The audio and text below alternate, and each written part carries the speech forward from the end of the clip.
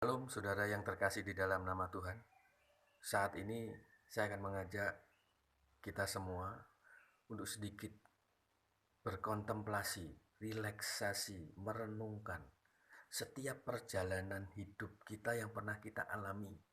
Mungkin baik dalam hal kegagalan maupun keberhasilan hidup ini.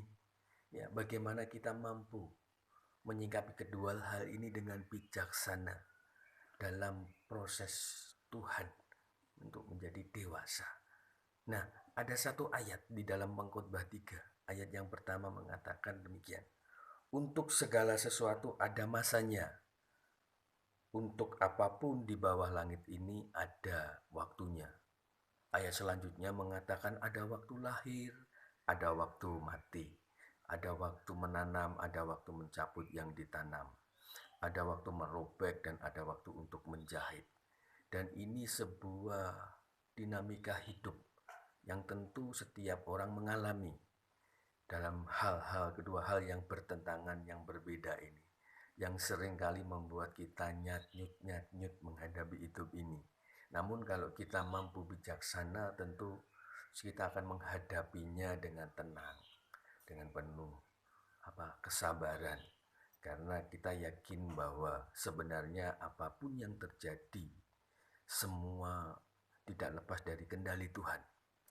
Makanya ketika seseorang mampu menyingkapi segala peristiwa hidup ini dengan bijaksana, baik dalam hal gagal hidup, maka dia akan mampu, dia akan bisa, dia akan menyadari bahwa sebenarnya waktu Tuhan itu adalah waktu yang indah.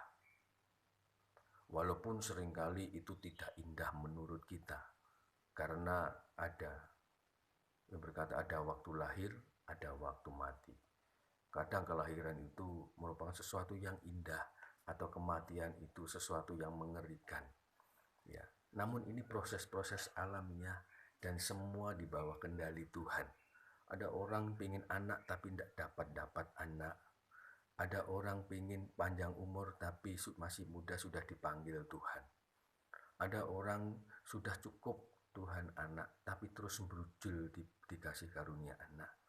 Tapi ada yang pingin segera mati tapi tidak mati-mati. Nah, inilah yang namanya kehidupan. Semua bagaimana kita melibatkan Tuhan dalam segala aspek hidup ini, sehingga kita tidak mudah menjadi orang yang gopokan, saya katakan orang yang rapuh ketika menghadapi hal-hal yang tidak sesuai, yang sebenarnya itu diizinkan Tuhan terjadi.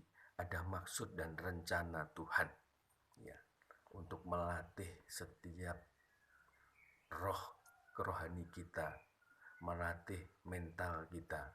Dalam hal kegagalan, kalau orang menyikapinya secara negatif, tentu itu akan memunculkan sesuatu yang negatif. Tapi kalau kita berpikir positif, maka orang akan menyimpulkan hal-hal yang positif, bahwa kegagalan itu satu pembelajaran, guru terbaik untuk menjadi ke depan lebih baik, untuk mengetahui apa yang kurang dalam diri kita, dan itu bisa dibangun kembali. Nah, saudara yang terkasih di dalam nama Tuhan,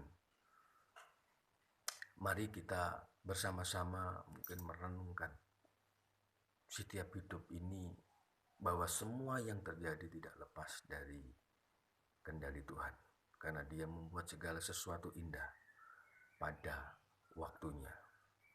Orang sombong itu bukan karena dia kaya dan bergaya,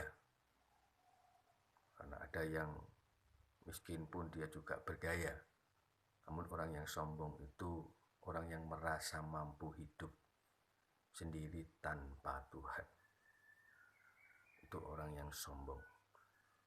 Makanya padahal segala sesuatu itu Tuhan yang mengatur, Tuhan yang memiliki otoritas, Tuhan yang berkuasa. Ya. Mari bersama-sama dengan renungan singkat ini kita belajar untuk tetap melibatkan Tuhan dalam segala aspek hidup ini, sehingga kita mampu bijaksana menghadapi situasi kondisi apapun. Amin. Tuhan memberkati.